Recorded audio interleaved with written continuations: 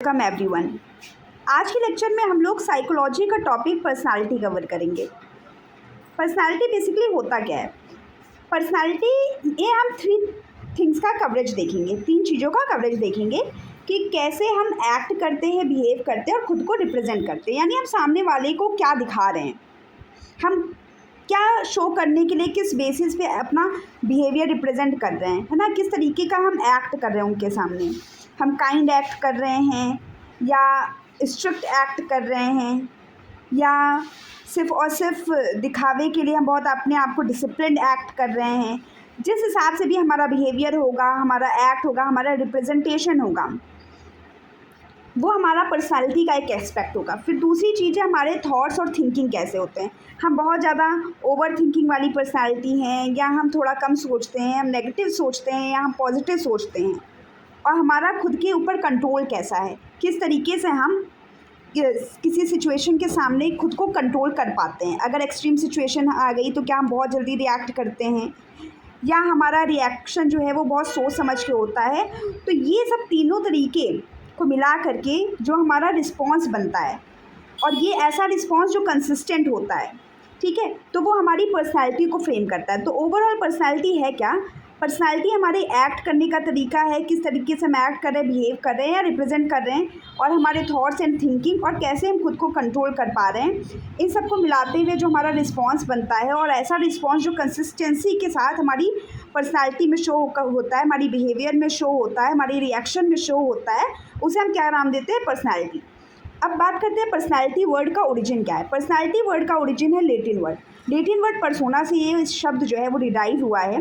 Persona का मतलब क्या होता है? मास्क, जो कि एक्टर्स यूज़ करते हैं, और ये बेसिकली मास्क जो है रोमन थिएटर में जो एक्टर्स यूज़ करते हैं वहाँ से इसकी प्रेरणा ली गई है। तो पर्सनैलिटी बेसिकली क्या है? जिस अकॉर्डिंग हम खुद को शो कर रहे हैं, रिप्रेजेंट कर रहे हैं, हमारा एक्ट जिसके अकॉर्डिंग हो रहा है। अब हम बात करते हैं, आगे बढ़ते हैं। तो पर्सनैलिटी क्या है? इंडिविजुअल का कंसिस्टेंट वे ऑफ रिस्पॉन्डिंग है। जो हमने अभी ग्राफ से समझाया है वही चीज़ लिखा हुआ है कि पर्सनैलिटी किसी भी इंडिविजुअल का कंसिस्टेंट वे ऑफ रिस्पॉन्डिंग है, जिसमें उसके एक्ट करने का तरीका, उसके बिहेव और उसके रिप्रेजेंटेशन सब कुछ इंक्लूडेड होता है। और उसका थॉट्स का पैटर्न क्या है, थिंकिंग का पैटर्न क्या है, और उसकी खुद के ऊपर कंट्रोल करने की जो क्षमता है वो क्या है। ये सब चीज़ें मिला के उसकी पर्सनैलिटी बनाती हैं। अब हम बात करेंगे कुछ डेफिनेशंस की। एल्पोर्ट ने 1938 में पर्सनैलिटी को लेकर के क्या डेफिनेशन दी कि पर्सनैलिटी डायनेमिक ऑर्गेनाइजेशन है। किस चीज़ का डायनेमिक ऑर्गेनाइजेशन है?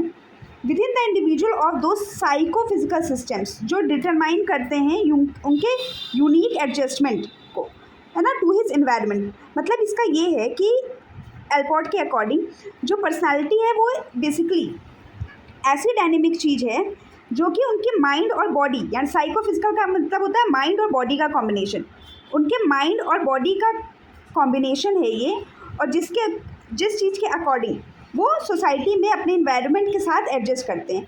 जैसे फॉर एग्जांपल किसी का माइंड अगर स्टेबल है तो, और बॉडी उसकी परफेक्ट है, वो हेल्दी है, तो वो उस अकॉर्डिंग क्या होगा कि सोसाइटी में खुद को, इन्वायरमेंट के अकॉर्डिंग खुद को एडजस्ट कर पाएगा, यानी वो ज़्यादा रिएक्टिव नहीं होगा। और वहीं पे अगर किसी का माइंड जो है वो नेगेटिव थिंकिंग का है, नेगेटिव थिंकिंग या फिर उसके वो कुछ ओवर थिंकिंग कर रहा है या किसी ट्रॉमा से गुजर रहा है और उसकी बॉडी परफेक्ट नहीं है, वो इल है, तो उसका रिएक्शन जो है वो थोड़ा सा नेगेटिव वे में जाएगा, उसका रिस्पॉन्ड करने का तरीका नेगेटिव होगा। तो बेसिकली एल्पोर्ट के अकॉर्डिंग जो हमारी पर्सनैलिटी फ्रेम होती है वो बॉडी और माइंड का कॉम्बिनेशन होती है। किस हिसाब से हमारा माइंड है, किस हिसाब से हमारा बॉडी है, उसी अकॉर्डिंग हम खुद को जो है यूनिकली जो है एडजस्ट करते हैं इन्वायरमेंट के साथ में। तो एल्पोर्ट के अकॉर्डिंग हमारे एडजस्टमेंट का तरीका हमारे इन्वायरमेंट के प्रति जो कि एक यूनिक पैटर्न होता है, और ऐसा यूनिक पैटर्न इस्टेब्लिश हो पाता है हमारे साइकोफिजिकल सिस्टम्स की वजह से, यानी हमारे बॉडी और माइंड के कॉम्बिनेशंस की वजह से। अब हम फर्दर डेफिनेशन को देखेंगे। पर्सनैलिटी जनरली हम डिफाइन करते हैं कि ये इंडिविजुअल का यूनिक और रिलेटिवली स्टेबल पैटर्न होता है बिहेवियर, थॉट्स और इमोशंस का। बैरॉन के अकॉर्डिंग, अब यहाँ पे हम बैरॉन की डेफिनेशन देखते हैं। बैरॉन कहते हैं कि पर्सनैलिटी बेसिकली किसी भी इंडिविजुअल का यूनिक और रिलेटिवली स्टेबल पैटर्न होता है। ऐसा पैटर्न जैसे फॉर एग्जांपल कोई व्यक्ति अगर है, उसको वो किसी भी सिचुएशन के सामने अगर वो गुस्सा नहीं करता है, अगर वो कितनी कैसी भी एक्सट्रीम सिचुएशन आ जाए, अगर उसका पर्सनैलिटी ऐसा है कि वो शांत स्वभाव का है, तो वो सिचुएशंस में जल्दी रिएक्ट नहीं करेगा। ये उसका यूनिक फीचर है और ये उसका स्टेबल पैटर्न है।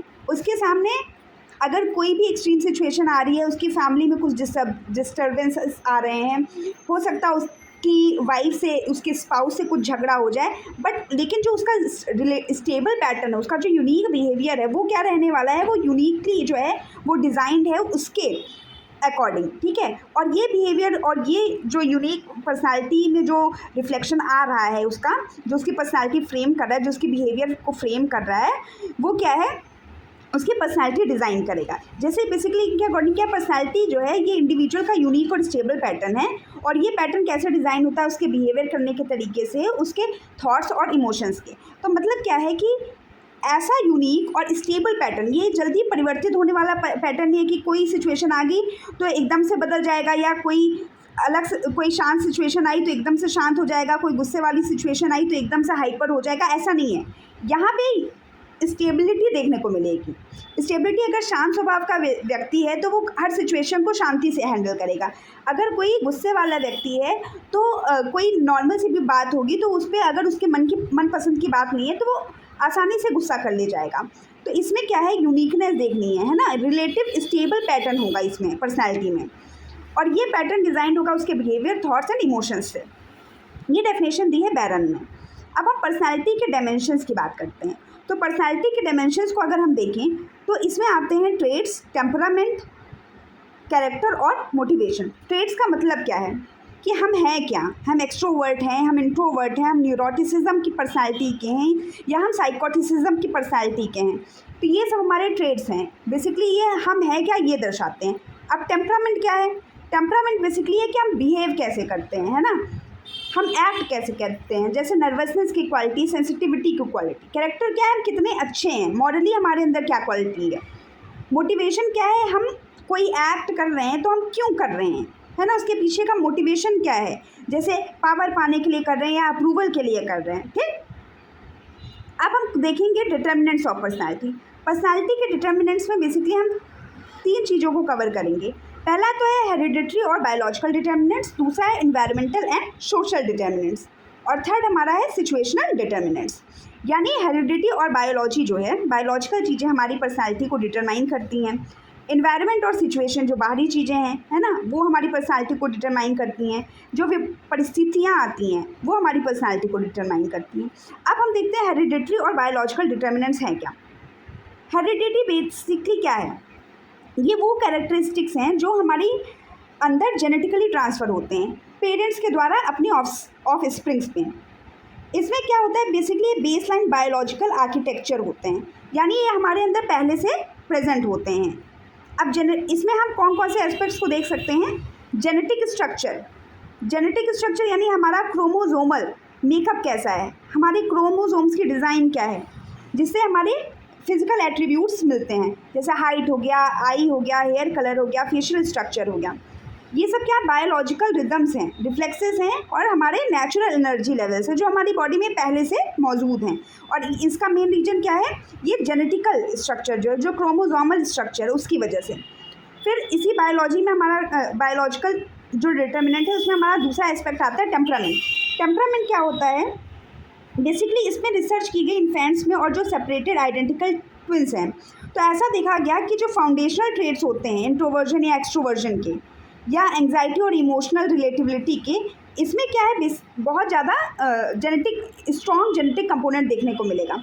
स्ट्रॉन्ग जेनेटिक कंपोनेंट मतलब कि अगर उसकी फैमिली में जो उसके माँ बाप है वो इंट्रोवर्ट है तो हाई चांसेस हैं कि जो उनके बच्चे होंगे वो भी क्या है इंट्रोवर्ट होंगे, या एक्सट्रोवर्ट पर्सनैलिटीज़ के जो ऑफस्प्रिंग्स होंगे वो क्या होंगे, वो एक्सट्रोवर्ट होंगे। तो ये हो गया। अब हम देखते हैं तीसरा एस्पेक्ट क्या है, ब्रेन स्ट्रक्चर और न्यूरोकेमिस्ट्री। अब क्या है, न्यूरो केमिकल पाथवेज में जो वेरिएशंस होते हैं, ये भी हमारा किसकी वजह से आता है, बायोलॉजिकल डिटर्मिनेंट्स की वजह से। बहुत सारे जो हमारे हार्मोन्स होते हैं जैसे डोपामीन, सेरोटोनिन, इनका जो रिलीज सेगमेंट्स हैं वो बॉडी में कैसा है, और प्रीफ्रंटल कॉर्टेक्स की फंक्शनिंग, जैसे कि हम रिस्क को कितना टॉलरेट कर पाते हैं, इम्पल्स कंट्रोल हमारा कितना है, हमारे इमोशंस पे कंट्रोल कितना है, हमारी इमोशनल स्टेबिलिटी कैसी है। तो ये सब चीज़ें क्या डिटरमाइन करेंगे, हमारी पर्सनालिटी को डिटरमाइन करेंगी। ओके, अब हम आगे बढ़ते हैं। आगे हम देखेंगे biological function, boundary function. D aspect क्या है, जो अभी तक हम लोगों ने क्या क्या देख लिया था। अभी हमने पहला एस्पेक्ट देखा जेनेटिक स्ट्रक्चर बायोलॉजिकल डिटर्मिनेंट में, फिर दूसरा हमने कवर किया टेम्परामेंट, और थर्ड हमने देखा brain structure and neurochemistry. Fourth हम देखने जा रहे हैं बाउंड्री फंक्शन। बाउंड्री फंक्शन क्या होता है, ये जेनेटिक सेट्स होते हैं पोटेंशियल रेंज के, है ना, यानी अपर या लोअर सीलिंग। बेसिकली क्या होता है, किसी भी स्पेसिफिक ट्रेड्स का, किसी भी ट्रेड का क्या है, एक एक्सट्रीम एंड होता है और एक बेस लाइन होता है। तो पर्सन जो है उस पर्टिकुलर ट्रेड का जो एक्सट्रीम एंड टच कर रहा है या फिर लोअर बाउंड्री पर है, ये उसका होता है boundary function. Genetics sets a potential range or upper or lower ceiling for specific traits. Whether a person reaches the top or bottom of that range depends on external conditions. जैसे for example अगर उसका जो biological framing, जो biological structure है, उसका पूरा परिवार जो है, जो जेनेटिकली उसने इनहेरिट किया है, वो शांति इनहेरिट किया है, उसके पूरे जो पेरेंट्स हैं वो बहुत शांत विचार के हैं। अब ये उसके जो एक्सटर्नल कंडीशंस हैं वो उस पर निर्भर करेगा कि वो जिस वातावरण में एंटर कर रहा है उसके अकॉर्डिंग जो है वो खुद को कितना शांत रख पाता है, उसका जो बेसलाइन बायोलॉजिकल जो उसने इनहेरिट किया है उसको कितना मेंटेन कर पाता है, या वो कितना राइज होता है। ये सारी चीज़ें हो जाएंगी हमारी बाउंड्री फंक्शंस। ठीक, अब हम आते हैं सेकंड एस्पेक्ट पे, सेकंड डिटर्मिनेंट पे, environmental and social determinant. Environmental determinants में क्या आता है, सोशल, कल्चरल और रिलेशनल कंडीशंस आती हैं। ये बेसिकली कैसे होता है, जब इंडिविजुअल्स एक्सपोज होते हैं ना, जब वो बाहर निकलते हैं, बाहरी दुनिया के संपर्क में आते हैं, तो वहाँ से चीज़ें जो हैं इनहेरिट करते हैं, उसको हम कहते हैं एनवायरमेंटल डिटर्मिनेंट्स या सोशल डिटर्मिनेंट्स। अब इसी में पहला एस्पेक्ट हम देखेंगे कल्चरल डिटर्मिनेंट्स का। इसमें हम बेसिकली नॉर्म्स एंड वैल्यूज से जो है वो अपने बिहेवियर को परिवर्तित करता हुआ पाते हैं। जैसे कि अगर कोई किसी चीज़ में हमें रिवॉर्ड मिल रहा है तो हम उसमें ज़्यादा पार्टिसिपेट करेंगे, है ना, हमारे अंदर जो टॉलरेंस आता है किसी चीज़ का, जो पनिशमेंट होता है, ये सब चीज़ें हमारे बिहेवियर, हमारी पर्सनालिटी को बहुत ज़्यादा फ्रेम करती है। अब दूसरा एस्पेक्ट इसी में देखते हैं कल्चरल डिटर्मिनेंट में, इंडिविजुअलिज्म वर्सेस कलेक्टिविज्म। जैसे वेस्टर्न कल्चर्स जो हैं ये ज़्यादातर क्या, कौन सा ट्रेट फॉस्टर करते हैं कि इंडिपेंडेंस वाला, ठीक है, असर्टिव, सेल्फ एक्सप्रेशन और इंडिविजुअल अचीवमेंट। ज़्यादातर सेल्फ सेंट्रिक के ट्रेड्स हमें देखने को मिलेंगे वेस्टर्न कल्चर्स में।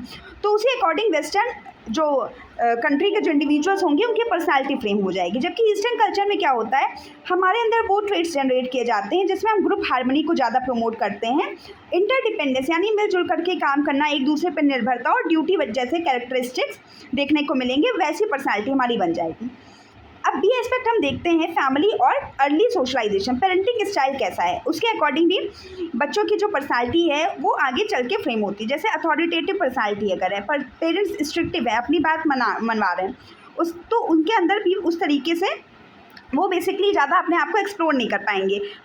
परमिसिव क्या है, अगर पेरेंट्स जो है आसानी से हर चीज़ की परमिशन दे दे रहे हैं, है ना, वो काफ़ी लविंग है, प्यार दुलार है, तो वो काफ़ी जिद्दी पर्सनालिटी के बच्चे हो जाएंगे, चाहिए तो चाहिए। और निगलेक्टफुल क्या है कि अगर मान लो पेरेंट्स अपने काम से काम रख रहे हैं, बच्चों पे उतना ध्यान नहीं दे पा रहे हैं, तो फिर ऐसे जो बच्चे हैं वो लापरवाह हो जाएंगे। तो ये सारी कैरेक्टरिस्टिक्स कैसे पेरेंटिंग स्टाइल की वजह से बच्चों की पर्सनालिटी में आ रही हैं। इसमें जो है डायरेक्टली इन सब वजहों से उनका सेल्फ इस्टीम जो है वो इम्पैक्ट होता है, उनका जो कंट्रोल है ना, वो इम्पैक्ट होता है, और उनका इमोशनल सेल्फ रेगुलेशन इम्पैक्ट होता है।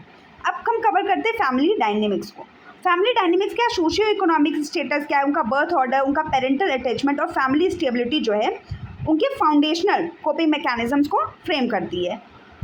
और उनका सोशल एक्सपेक्टेशंस जो है, जो आगे ही चल के जो उनके आगे आने वाले समय में है, उसको जो है फ्रेम करती है। तो बेसिकली फैमिली स्ट्रक्चर्स जो हैं, फैमिली में किस हिसाब से माहौल है वो भी उनकी पर्सनालिटी को बनाएगा। उस अकॉर्डिंग वो खुद की बिहेवियर में अटैचमेंट को डेवलप करते हैं, उनका कितना ज़्यादा जो है सोसाइटी से लगाव है, या कितना ज़्यादा उनके अंदर लव है, कितना ज़्यादा उनके अंदर हेट्रेड है ना, कितना ज़्यादा वो खुद को स्टेबल पाते हैं, कितना ज़्यादा वो एग्रेसिव हैं, ये सब उनके फैमिली डायनेमिक्स पे निर्भर करता है, उनके फैमिली के स्ट्रक्चर पे डिपेंड करता है, उनका सोशियो इकोनॉमिक स्टेटस डिटरमाइन करता है ये सब। अब हम सोशल और पीयर ग्रुप्स की बात करें तो बेसिकली क्या होता है, जब हम बाहर की दुनिया में अपनी इन्वायरमेंट में एंटर करते हैं तो बच्चे कांटेक्ट में आते हैं फ्रेंड्स के, स्कूल मेट्स के, रिलीजियस ऑर्गेनाइजेशंस के, तो यहाँ से भी उनके एटीट्यूड्स, मॉरल और बिहेवियरल जो हैं एस्पेक्ट्स जो हैं वो चेंज होते दिखते हैं। तो इसमें भी वो सोशल लर्निंग करते हैं और अपने पीयर अपने यानी जो आसपास के लोग हैं उनसे इन्फ्लुएंस होते हैं। अब हम बात करेंगे situational determinants. Situational determinants basically क्या होते हैं, हमारे पास जो परिस्थितियाँ आती हैं, हेरिडिटी और इन्वायरमेंट जो है ये long term stable personality traits जो हैं ये फॉर्म करते हैं। लेकिन सिचुएशनल फैक्टर्स क्या होते हैं, ये डिक्टेट करते हैं कि कैसे जो वो ट्रेट्स हैं वो हम एक्सप्रेस करेंगे जब स्पेसिफिक मूवमेंट्स आएंगे, ऐसे सिचुएशन ऐसी परिस्थितियाँ आएंगी। तो पर्सन की जो पर्सनैलिटी होती है वो स्टैटिक नहीं होती है, वो अडेप्ट करता है, वो इमीडिएट कॉन्टेक्स्ट में खुद को अडेप्ट करता है और उसी हिसाब से अपने रोल को परफॉर्म करता है। तो पहला हम देखते हैं सिचुएशनल स्ट्रेंथ थ्योरी। साइकोलॉजिस्ट जो है सिचुएशन को डिग्री ऑफ बिहेवियरल फ्रीडम के अकॉर्डिंग जो डिवाइड करते हैं। एक हो गया स्ट्रॉन्ग सिचुएशन और एक हो गया वीक सिचुएशन। स्ट्रॉन्ग सिचुएशन में क्या होगा, इसमें स्ट्रिक्ट रूल्स और क्लियर एक्सपेक्टेशन जो हैं, जिसमें फॉर्मल हायरार्कीज और यूनैम्बिगस जो कॉन्सिक्वेंसेस है वो सब देखने को मिलेंगे। जैसे यहाँ किया है कि किसी जॉब इंटरव्यू में कोई इंसान जा रहा है, ठीक है। अब यहाँ पे क्या है, जो भी हमें बिहेवियर देखने को मिलेगा वो कैसा मिलेगा कि एक जैसा मिलेगा। जितने भी लोग जॉब इंटरव्यू देने गए हैं वो सब एक जैसे बैठेंगे, है ना, ज़्यादा एक दूसरे से बात नहीं करेंगे। या कोर्ट की हियरिंग में सभी लोग बहुत शांति से बैठेंगे। मिलिट्री ड्रिल में जो भी बिहेवियर शो होगा वो सभी जितने भी मिलिट्री एस्पायरेंट्स हैं उनका एक जैसा होगा, ठीक। इंडिविजुअल डिफरेंसेस इसमें क्या हो जाते हैं, सप्रेस हो जाते हैं, सब एक जैसा बिहेव करते हैं, इनका बिहेवियर कंसिस्टेंट होता है। ये हो गया स्ट्रॉन्ग सिचुएशन। इसमें जो है हम क्या देख सकते हैं कि इसमें स्ट्रिक्ट रूल्स होंगे, क्लियर एक्सपेक्टेशंस होंगे और फॉर्मल हायरार्कीज और अनएम्बिगस कॉन्सिक्वेंसेस होंगे, ठीक। अब हम आते हैं वीक सिचुएशंस। वीक सिचुएशन में बेसिकली हम लूज स्ट्रक्चर्स देखते हैं। यहाँ पे क्या होता है, एम्बिगस एक्सपेक्टेशंस होगी और हाई ऑटोनॉमी होगी। यानी ये इनफॉर्मल सोशल गैदरिंग या open creative brain storming session वगैरह में, मतलब बेसिकली इसमें हम इंडिविजुअल बिहेवियर देख सकते हैं। लोगों का खुद का अपना यूनिक जो बिहेवियर होता है ये वो यहाँ पे आसानी से शो कर सकते हैं। अब क्या है, हमने देखा कि अभी तक जो हमने डिटर्मिनेंट्स ऑफ पर्सनैलिटी में देखा, तो हेरिडिटी और इन्वायरमेंट क्या है, ये अंडरलाइन डिस्पोजिशन है, ठीक। और इसी अंडरलाइन डिस्पोजिशन की वजह से क्या होता है, जब सिचुएशनल कॉन्टेक्स्ट आता है तो उनका जो बिहेवियर है, उनका जो बिहेवियर होता है वो एक्सप्रेस होता है। तो यानी जो पर्सनैलिटी जो ओरिजिनली फ्रेम होती है हेरिडिटी और इन्वायरमेंट से फ्रेम होती है, उनके इंटरनल जो बिहेवियर पैटर्न्स या पर्सनैलिटी वो फ्रेम हो चुकी है, या इसी वजह से हम इसको अंडरलाइन डिस्पोजिशन कहते हैं। लेकिन जब सिचुएशनल कॉन्टेक्स्ट आता है तो उसमें उनका बिहेवियर का एक्सप्रेशन दिखता है। तो आज हमने पर्सनैलिटी पढ़ ली और पर्सनैलिटी के डिटर्मिनेंट्स देख लिए और हमने ये जान लिया कि हेरिडिटी, इन्वायरमेंट और सिचुएशन इनकी पर्सनैलिटी को डिटरमाइन करती हैं, जिसमें से हेरिडिटी और इन्वायरमेंट जो है वो अंडरलाइन डिस्पोजिशन है और उसी के अकॉर्डिंग जो है किसी भी सिचुएशन में आता हुआ इंसान जो है अपने बिहेवियर को एक्सप्रेस करता है। आज के लिए इतना ही। Thank you. फिर हम मिलेंगे अगले लेक्चर में।